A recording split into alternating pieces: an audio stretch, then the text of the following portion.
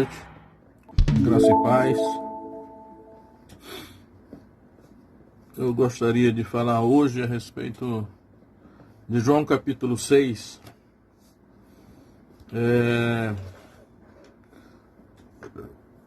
sobre o seguinte assunto: o duro discurso de Jesus. Em João capítulo 6, verso 60, após um longo discurso de Jesus, os discípulos dizem o seguinte. Aliás, está escrito o seguinte: muitos dos seus discípulos, ouvindo isto, disseram: duro é este discurso, quem o pode ouvir? Duro é este discurso, quem o pode ouvir? O duras são essas palavras, quem as pode ouvir? E eu já tenho ouvido pregadores usando esse versículo, esse texto, para dizer o seguinte, que muitos crentes não querem se dedicar muito à igreja, ao evangelho, porque acham muito difícil uma série de responsabilidades e tarefas que lhes são dadas, obrigações que têm que ser cumpridas. E aí usa esse texto dando a entender que o discurso de Jesus foi fazendo muitas exigências, né, que os discípulos, então, na verdade os judeus, né, eram discípulos. Aqui, muitos, pois, dos seus discípulos, ouvindo isto, disseram: duro é este discurso, quem o pode ouvir? E aí no verso 66 diz aí: desde então muitos dos seus discípulos ficaram para trás e já não andavam com ele. Ou seja, apostataram. E aí, novamente, dentro desse entendimento, né, que eu tenho ouvido alguns ensinarem, pregarem, de que o motivo da apostasia desses discípulos foi o fato de Jesus ter colocado fardos pesados, difíceis de suportar, né? E eles acharam, então, muito pesado, por isso que eles foram embora. E não é isso que o texto está dizendo, né? Na verdade, o contexto. Então eu quero falar um pouquinho a respeito disso. E, aliás, tem dois assuntos aqui nesse capítulo que eu quero dar um toque em cada um deles, né, para esclarecer. O motivo desses judeus terem achado duro o discurso de Jesus não foram as pesadas incumbências que Jesus estava colocando sobre eles. Aliás, Jesus até criticou os escribas e fariseus, acredito até em mais de uma ocasião, por colocarem fardos pesados sobre os ombros dos discípulos. E ele disse assim: nem com dedos eles querem movê-los, né? Fazem tudo o que eles disserem, né? Mas não façam o que eles fazem, porque eles dizem, mas não fazem. Jesus disse: na cadeira de Moisés se assentam os escribas e fariseus, né? Portanto, fazem tudo o que eles disserem, mas não façam o que eles fazem, porque eles dizem, mas não fazem. Atos, fardos pesados, difíceis de suportar. Não é o caso aqui. O verdadeiro motivo que levou esses discípulos a achar duro esse discurso de Jesus pode ser que seja até mesmo o motivo porque muitos hoje talvez não queiram aceitar, ou se aceitam, talvez não queiram seguir. Que é o fato deles não terem entendido a linguagem espiritual que Jesus usou aqui, né? Jesus, percebemos que toda a Bíblia tem uma linguagem espiritual, né? Por assim dizer, né? Parece que ela quer dizer só para os iniciados, né? Na verdade, toda a área do conhecimento, ela tem uma terminologia, uma linguagem que só os iniciados daquela área conhecem. Então, na área do direito, por exemplo, tem uma linguagem jurídica que só os juristas entendem, né? Na economia tem o economês. Na área da teologia também tem uma linguagem que só os teólogos entendem. É porque existe mesmo uma linguagem espiritual, com um sentido espiritual, que só as pessoas que realmente forem iluminadas pelo Espírito Santo vão entender, porque estiveram acostumados com a Bíblia, né? Então, o que levou esses judeus a se escandalizarem, porque Jesus disse assim: é, isto vos escandaliza, né? Assim, isto vos escandaliza, porque estão achando o duro o discurso. Então, mas a linguagem que Jesus estava usando era essa. Ele falou muitas coisas aqui, mas o que levou esses judeus a se escandalizarem foi o seguinte, verso 53, olha só. 53. Jesus, pois, lhes disse: na verdade vos digo, que se não comerdes a carne do Filho do Homem, e não beberdes o seu sangue, não tereis vida em vós mesmos. Quem come a minha carne e bebe o meu sangue tem a vida eterna, e eu ressuscitarei no último dia. Porque a minha carne verdadeiramente é comida, e o meu sangue verdadeiramente é bebida. Quem come a minha carne e bebe o meu sangue, permanece em mim e eu nele. Como o Pai que vive me enviou e eu vivo pelo Pai, assim quem de mim se alimenta também viverá por mim. Então, essa foi a linguagem que os judeus se escandalizaram, né? Duro é este discurso. E eles acharam duro o discurso porque, aos seus ouvidos, eles entenderam como que Jesus estivesse propondo uma espécie de canibalismo, né? O antropofagia, né? Porque Jesus estava propondo que eles comessem a sua carne e bebessem o seu sangue. Eles entenderam literalmente, né? E então foi por isso que eles se escandalizaram, foi por isso que eles disseram esse discurso é muito duro, e foi por isso que muitos abandonaram Jesus, para não, por não entenderem a linguagem espiritual que ele estava usando. E isso aí não é incomum na Bíblia, né? Lembramos como no capítulo 3 de João mesmo, quando o Nicodemos ele vai encontrar Jesus, que Jesus diz lá, necessário vos é nascer de novo. Eu sei como é que eu posso, sendo velho, tornar a entrar no ventre da minha mãe e tornar a nascer? Aí Jesus diz, né? Você sendo mestre de Israel não entende dessas coisas? Que na verdade Jesus estava falando de um nascimento espiritual. Por isso que lá Jesus disse assim, aquele que não nascer da água e do Espírito não pode entrar no reino de Deus, né? O que é nascido da carne é carne, o que é nascido do Espírito é Espírito. Por isso eu vos disse, necessário vos é nascer de novo. Então é o caso aqui.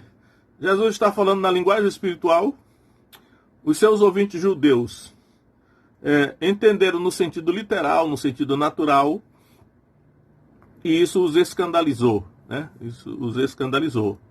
Naturalmente Satanás sabe disso, e ele usa dessa ignorância para espalhar calúnia contra os cristãos, né? Na igreja primitiva, na época do Império Romano, os cristãos eram acusados exatamente disso, de antropofagia, né? Acusado de incesto, porque chamavam as mulheres de irmãs, né? E podia até casar com as irmãs e tal. Então, existe uma linguagem espiritual, e nós temos que entender qual é a linguagem que a Bíblia usa. No caso que Jesus sempre usou essa linguagem, né? No caso, por exemplo, da ressurreição de Lázaro, ele disse, Lázaro, nosso amigo, dorme. E aí os discípulos disseram assim, se dorme, é porque ele ficará bom. Aí a Bíblia diz assim, mas ele falava do repouso do repouso da morte, né? A Bíblia, várias vezes, ela chama a morte de dormir. Dormiram, né? Adormeceram, né? Estevão adormeceu. E isso, na verdade, está dizendo que morreu. Então, tem toda uma linguagem espiritual que o homem natural não compreende as coisas do Espírito de Deus porque ele parece loucura. Isso já Paulo diz depois lá em 1 Coríntios. Então, é o caso aqui. Só para vindicar essa questão de que o fato desses judeus terem abandonado Jesus não é porque Jesus estava exigindo coisa muito pesada deles, né? É porque ele estava propondo isso. Aquele que não comer da minha carne, não beber o meu sangue, não terá vida em si mesmo. E na verdade ele está usando uma linguagem espiritual. Então, e depois Jesus vai explicar o que ele estava realmente querendo dizer no verso 63. No verso 63 ele diz assim, O Espírito é o que vivifica. A carne para nada aproveita. As palavras que eu vos disse são espírito e vida. As palavras que eu disse são espírito e vida. Então, o que Jesus estava dizendo era comer espiritualmente a sua carne e beber espiritualmente o seu sangue, né? E eu acredito que é isso, porque no contexto aqui, os judeus estavam lembrando a Jesus que no passado, seus antepassados haviam sido alimentados por Deus no deserto com o maná caindo diariamente durante 40 anos. E aí Jesus havia multiplicado pães e peixes, né? E quase 5.000 homens foram alimentados, além de mulheres e crianças. E aí eles estavam aqui então dizendo isso, né? Que sinal você nos mostra, né? Os nossos pais comeram maná no deserto, como que assim insinuando que Jesus poderia sustentá-los sem que eles trabalhassem, né? E por isso Jesus disse: trabalhai não pela comida que perece, mas pela comida que permanece para a vida eterna, a qual o Filho do Homem vos dará. E aí foi nesse contexto, né, do maná que Deus alimentou os judeus lá no deserto com o maná. Foi nesse contexto, né, que Jesus disse: não foi Moisés que vos deu o pão do céu, meu Pai vos dá o verdadeiro pão. Ele disse: eu sou o pão da vida. Aquele que de mim se alimenta também viverá por mim. Então Jesus se apresenta como sendo o pão vivo, que eu sou o pão vivo que desceu do céu. Vossos pais comeram o maná e morreram. Quem comer deste pão viverá para sempre. Então essa é a linguagem que Jesus está usando aqui, né? Se apresentando como o pão vivo que desceu do céu, para que aquele que comer da sua carne e beber do seu sangue tenha a vida eterna. E aí no contexto mesmo ele vai dizer que significa crer nele, né? Aquele que crê em mim tem a vida eterna. E aí, quer queira ou quer não, eu creio que ele está fazendo uma alusão aqui à questão da ceia do Senhor. Por isso que eu quero dar uma olhada lá em 1 Coríntios, que o apóstolo Paulo também explicou essa questão da ceia, que ele usa a linguagem semelhante. 1 Coríntios capítulo 11, o apóstolo Paulo escrevendo a essa igreja de Corinto, ele fala assim, 11:23, porque eu recebi do Senhor o que também vos ensinei, que o Senhor Jesus, na noite em que foi traído, tomou o pão, né? E tendo dado graças, o partiu e disse: tomai e comei.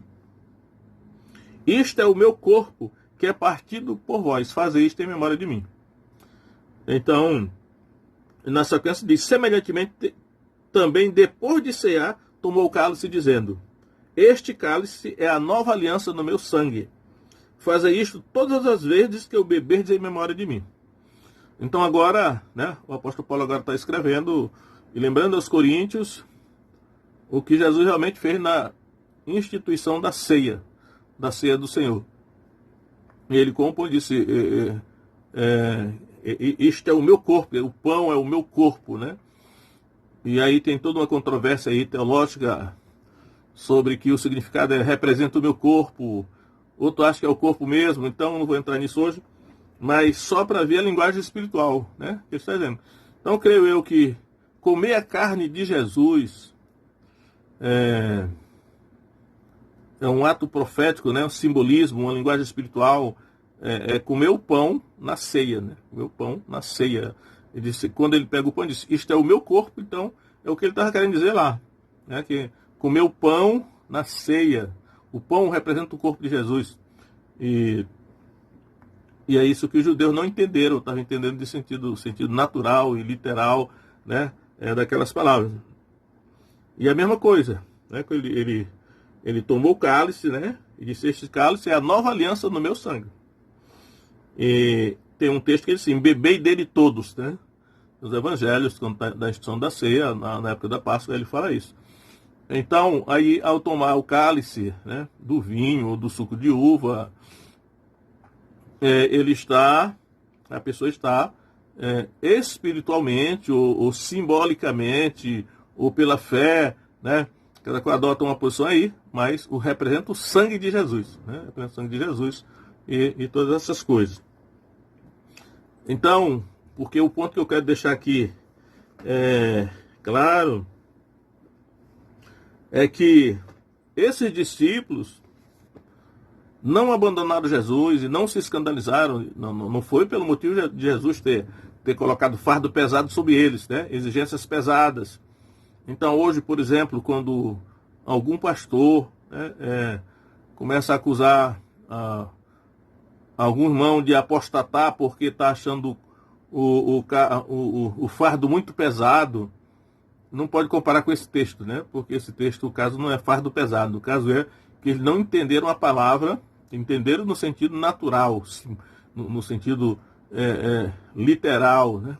Mas a Bíblia tem uma linguagem espiritual, uma linguagem às vezes misteriosa, né, que eu acredito que só mesmo o Espírito Santo pode revelar o sentido, né? Porque as citações do Antigo Testamento são feitas no Novo. Quando nós vamos olhar lá no texto, dá a impressão que foi totalmente mudada, mas o Espírito Santo tem autoridade para mudar e dar o verdadeiro sentido da passagem, né? Como Jesus também. Por isso Jesus disse assim: ouviste que foi dito aos antigos, eu porém vos digo, né? E aí ele dá o sentido que ele realmente queria dar. Mas um outro ponto, que já que eu estou nesse capítulo 6 de João, que eu quero também fazer um comentário, é que em João 6,49, Jesus diz aí: e a vontade do Pai que me enviou é esta, que de todos quantos me deu, nenhum se perca, mas eu ressuscite no último dia. E essa expressão, e eu ressuscitarei no último dia, está no verso 39, 40, no 44 diz também: ninguém pode vir a mim se o Pai que me enviou não o trouxer, e eu ressuscitarei no último dia. E no verso 54 ele diz também: quem come a minha carne e bebe o meu sangue tem a vida eterna, e eu ressuscitarei no último dia. Então, 4 vezes ele fala dessa expressão: e eu ressuscitarei no último dia. Às vezes nós passamos assim rapidamente por cima dessa expressão, né? Eu ressuscitarei no último dia. Mas nos últimos tempos eu tenho pensado nessa expressão. O que significa isso, né?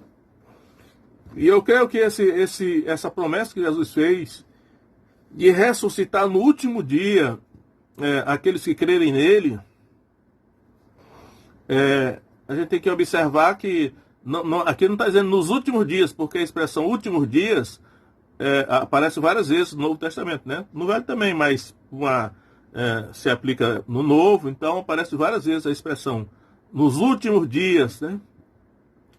Mas aqui não está no plural, está no singular. Eu ressuscitarei no último dia.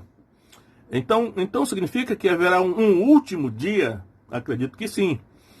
E eu acredito que quando ele fala último dia, tem algum a ver com a criação, né? Se nós formos lá em Gênesis capítulo 1 de Gênesis,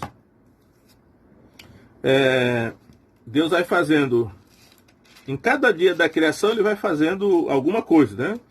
Então Gênesis 1:5, que diz assim: e Deus chamou a luz dia e as trevas noite, e foi a tarde e a manhã o primeiro dia. No verso 8, e chamou Deus a expansão céus, e foi tarde e manhã o segundo dia. No verso 13, e foi tarde e manhã o terceiro dia. No verso 19, foi tarde e manhã o quarto dia.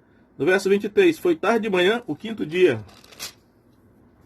E no verso 31, e viu Deus tudo quanto tinha feito, e eis que era muito bom, e foi a tarde e a manhã do sexto dia. E aí o sétimo dia é mencionado aqui no capítulo 2, a partir do verso 1, diz assim: assim os céus e a terra e todo o seu exército foram acabados. E havendo Deus acabado no dia sétimo a obra que fizera, descansou no sétimo dia de toda a sua obra que tinha feito. E abençoou Deus o dia sétimo e o santificou, porque nele descansou de toda a sua obra que Deus criara e fizera. Então, aqui há uma contagem de dias, né? E foi tarde de manhã o primeiro dia, o segundo, o terceiro, até o sexto, que Deus foi fazendo em cada dia alguma coisa. E no sétimo dia Deus descansou. Então, nós vemos então a contagem dos dias a partir do primeiro dia até o sétimo, e para aí.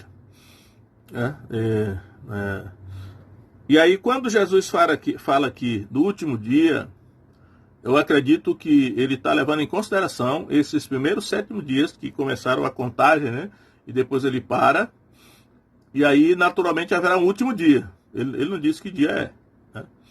Mas a cronologia, né? O último dia, haverá um último dia. Haverá um último dia. Então ele está dizendo aqui, aquele que crê em mim, eu ressuscitarei no último dia. Eu acredito que isso é tão importante que é registrado 4 vezes no capítulo 6 de João, essa expressão, eu ressuscitarei no último dia. Não diz que dia é, mas ele diz que é o último dia. E aí, para nós sabermos, por exemplo, que dia será esse último dia? Mas ele conectou aqui com a ressurreição, né? E sobre a ressurreição, há muitas informações no Novo Testamento. A ressurreição dos justos, assim chamada a ressurreição dos justos, que é a ressurreição dos santos, acontecerá. E acontecerá a ressurreição dos santos num determinado dia, né? E aí haverá o milênio, e a ressurreição dos demais que morreram só acontecerá depois do milênio, 1000 anos depois, né? Então o Apocalipse fala da primeira e da segunda ressurreição. Bem-aventurado e santo aquele que tem parte na primeira ressurreição. Sobre estes não tem poder a segunda morte, não tem autoridade da segunda morte. Então, o último dia, né, da contagem. E aí eu fiquei pensando, eu vou ler só um texto aqui que eu gosto de usar muito, 1 Tessalonicenses capítulo 4, onde fala sobre a ressurreição dos justos. E conforme, se realmente esse entendimento estiver certo, a ressurreição dos justos acontecerá no último dia, porque Jesus disse, eu ressuscitarei no último dia, se isso for o sentido mesmo. Então, em 1 Tessalonicenses capítulo 4, verso 16, o apóstolo Paulo diz assim, porque o mesmo Senhor descerá do céu com alarido, com voz de arcanjo e com a trombeta de Deus, e os que morreram em Cristo ressuscitarão primeiro. Então, novamente, aquela palavrinha primeiro, né? Estabelecendo aqui uma ordem. Primeiro os que são de Cristo, né? Na sua vinda. Depois Paulo vai dizer, acho que ele já tinha dito, 1 Coríntios capítulo 15, ele vai dizer, a ordem da ressurreição é essa. Primeiro, o primeiro, né? As primícias, Cristo as primícias dos que dormem, né? Depois os que são de Cristo na sua vinda. E depois, né, aí vai, depois aqui são os demais que irão restar depois do milênio, 1000 anos depois. Mas aqui ele está dizendo que primeiro, os que morreram em Cristo ressuscitarão primeiro. Isso é concomitantemente com a vinda de Jesus. Ressuscitarão primeiro. E depois nós, os que ficarmos vivos, seremos arrebatados juntamente com eles, nas nuvens, a encontrar o Senhor nos ares. E assim estaremos sempre com o Senhor. Então, se Jesus disse isso, né, eu ressuscitarei no último dia, essa pessoa que creu nele, e o último dia é exatamente o dia da vinda de Jesus, que está sendo descrito por Paulo aqui. Paulo, inclusive, dá aí a sequência dos acontecimentos, né? Primeiro, os que são de Cristo ressuscitarão. E depois, ele disse, nós, que ficar vivos, seremos arrebatados. Porque quando Jesus vier, haverá os crentes que foram mortos, ou que morreram, estarão sepultados. Ou mesmo que não sejam sepultados, mas estarão mortos. E os que estiverem vivos, porque isso é uma boa notícia, significa que quando Jesus vier, ainda haverá crentes vivos na terra. Significa então que o anticristo não estará conseguindo matar todos. Então esses que estiverem vivos serão transformados. Aqui o Paulo não fala nessa expressão transformado, ele fala seremos arrebatados. Os dois grupos serão arrebatados juntamente com eles, né? Então os mortos que ressuscitarem juntamente com os vivos serão arrebatados enquanto sejam nos ares. Só que ele não fala aqui que os vivos serão transformados. Essa informação já está em 1 Coríntios capítulo 15, onde Paulo dá as seguintes informações. 1 Coríntios 15, 51, ele diz, eis aqui vos digo um mistério. Na verdade, nem todos dormiremos. Olha só, o dormiremos aqui, como eu disse, na linguagem espiritual, tem o sentido não morreremos, né? Nem todos dormiremos significa que ele está dizendo, nem todos morreremos. Mas todos seremos transformados. Agora aqui, Paulo usou a palavrinha transformados, palavra que não aparece pelas Tessalonicenses, né? Todos seremos transformados. E quando ele está falando todos, ele está falando daqueles dois grupos, os que morreram e os que estiverem vivos. Todos passarão por um processo de transformação. Só aparece aqui essa palavra. No momento, no abrir e fechar de olhos, ante a última trombeta, porque a trombeta soará, e os mortos ressuscitarão incorruptíveis. Então veja que a palavra todos seremos transformados. Eu creio que está se referindo aos dois grupos. Tanto os mortos serão transformados, como os vivos serão transformados também. Aí ele diz aqui, e os mortos ressuscitarão incorruptíveis, e nós seremos transformados. Nós, que ele está dizendo, nós os que estivermos vivos, né? Então, eu vejo aqui que a sequência que ele está usando o primeiro fenômeno da ressurreição será um fenômeno chamado de transformação. Né? Na verdade, nem todos dormiremos, mas todos seremos transformados. Haverá a transformação dos mortos e dos vivos. Os vivos serão transformados para o corpo se tornar um corpo imortal. Naturalmente, o corpo que jazia na sepultura, mesmo tendo já desaparecido nos elementos químicos e tais, mas esse corpo também receberá uma transformação, o corpo imortal. Essa é a transformação. Aí depois os mortos serão ressuscitados, os mortos ressuscitarão incorruptíveis, e nós seremos transformados. Então, os vivos não precisarão ser ressuscitados porque já estavam vivos, mas precisarão ser transformados, o corpo mortal se transformará num corpo imortal. Mas os mortos passarão pela transformação e pela ressuscitação. E aí, né? Aí volta lá para 1 Tessalonicenses, que diz assim: e depois nós, os que ficarmos vivos, seremos arrebatados juntamente com eles. Então, a terceira fase será o arrebatamento. Então, transformação, ressuscitamento, ou ressurreição dos mortos, e os dois grupos juntos serão arrebatados juntamente ao encontro do Senhor nos ares. Então, isso aí é a ressurreição dos justos, a transformação dos vivos, e a sequência é o arrebatamento dos dois grupos. Como Jesus disse, eu ressuscitarei no último dia, a questão que nós temos que lidar é essa sim. Então, isso aí é o último dia? É complicado, porque tem várias questões que ficam no ar. Tipo assim, se Jesus ressuscitou essas pessoas no último dia, então aí eu creio que começa o milênio. A partir da vinda de Jesus começa o milênio. Então, não haverá contagem de dias no milênio como nós os conhecemos hoje. É uma nova era, as pessoas usam essa expressão, né? Nova era, nova ordem mundial, tudo isso se aplica corretamente ao que Deus faz na Terra. Né? Por exemplo, o milênio será uma nova era na história da humanidade.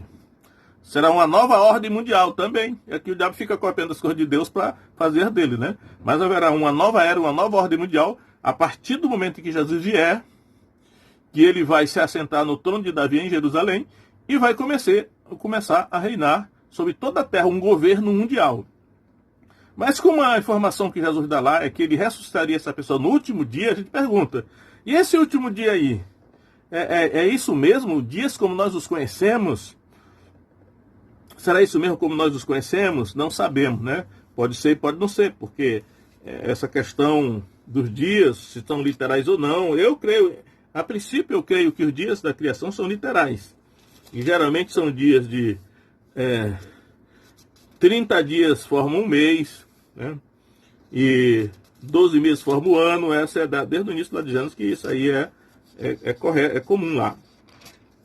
Mas aqui eu vou deixar no ar, porque são coisas que por exemplo, o milênio, haverá dias, a contagem de dias do milênio, como será a contagem do tempo, né? E depois do milênio, como é que vai acontecer depois do trono branco? Haverá um último dia e não haverá mais dias? Então, vamos deixar no ar, né? O certo é que acontecerá a ressurreição. Mas eu quero deixar o versículo da segunda carta de Pedro, capítulo 3, verso 8, que diz o seguinte: mas, amados, não ignoreis uma coisa, que um dia para o Senhor é como 1000 anos, e 1000 anos como um dia. Porque aqui alguém estava reclamando, né? até murmurando que a promessa da sua vinda, desde que os pais dormiram, né, que é a promessa da sua vinda, onde está a promessa da sua vinda, né? Então está demorando demais. Aí Pedro diz aí, né? Essa palavra misteriosa, para mim é misteriosa. Né? Que nós não devemos, né? Mas não ignoreis uma coisa. Um dia para o Senhor é como 1000 anos, e 1000 anos como um dia. Então, se o último dia, nós levamos em consideração que o dia fosse 1000 anos, então, nós estaremos caminhando então para o 7º milênio. Né? Eu acredito que nós estamos ainda no 6º milênio, depois, né? Estamos ainda no 6º milênio, a partir da criação do Adão, e que o 7º milênio irá começar quando Jesus vier. Quando Jesus vier, que Deus, lá em Gênesis diz que Deus descansou no 7º dia. E se Deus está contando esses dias como 1000 anos, então o último dia é o 7º dia da semana, que na verdade é o 7º milênio, que é exatamente o milênio em que Jesus irá reinar na terra. E aí daria até mais certo esse negócio. Eu ressuscitarei no último dia, porque por a descrição da ressurreição aqui, que Jesus ressuscitará no último dia. O último dia, na verdade, é o último milênio, que seria o 7º, que é o milênio de Cristo reinando na terra. E realmente a ressurreição acontecerá no início do milênio, né? Com a vinda de Jesus. Mas eu sei que é complicado, né? Tem coisa polêmica aí, mas deixo essa questão aí para reflexão, né? E para edificação, porque Paulo termina a sua palavra lá, capítulo 4 de primeira carta aos Tessalonicenses, assim: consolai-vos uns aos outros com estas palavras. Ele usa sempre a notícia da ressurreição e do arrebatamento e da transformação, na imortalidade, né? Ele diz: consolai-vos uns aos outros com estas palavras, né? É um consolo saber que nós, mesmo que morramos, né, seremos ressuscitados. Primeiro seremos transformados, né? O corpo, mesmo que já tenha sido consumido na terra, mas o corpo será transformado num corpo imortal, voltará à vida, um corpo imortal, a imortalidade. E aí serão ressuscitados. Os que estiverem vivos serão transformados só. E depois os dois grupos serão arrebatados. Juntamente, os dois grupos, dos que ressuscitaram e dos que estavam vivos, foram transformados. Então, iremos ao encontro do Senhor nos ares e estaremos para sempre com o Senhor. Aí ele diz: consolai-vos, pois, uns aos outros com estas palavras. Então, nessa época de tanta incerteza aí, né, só temos a certeza do que está escrito na Bíblia. Aquilo que está escrito vai se cumprir. Porém, devemos observar que é um consolo, né? Saber que mesmo que morramos, mas nós iremos ser ressuscitados, né? Por isso, quando a pessoa morre, olha, se a pessoa morreu com Cristo, ela estará bem, porque vai aguardar, né? Até a Bíblia diz assim: os mortos descansem nas suas obras, que para a pessoa que está salva, a morte é um descanso. Mas a que não está, ainda não morreu, que não está salva ainda, é prudente, né? Buscar se reconciliar com Deus através de Jesus. Crer nisso é a questão de crer, né? Por isso Jesus disse: quem crê em mim tem a vida eterna. Ele disse: olha, o significado de comer a minha carne e beber o meu sangue significa que crê em mim. Quem crê em mim tem a vida eterna. Então, a ceia do Senhor, quando é celebrada como um memorial, fazer isso em memória de mim, aquela ceia ali é uma refeição da aliança, realmente a celebração da aliança, que quem tem aliança com Deus periodicamente participa da ceia, como dizendo assim: ó, eu estou em aliança com Deus, eu estou firme nessa aliança.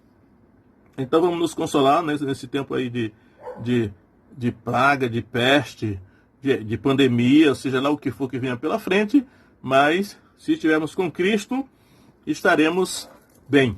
E que seja o caso de cada um de nós. Amém?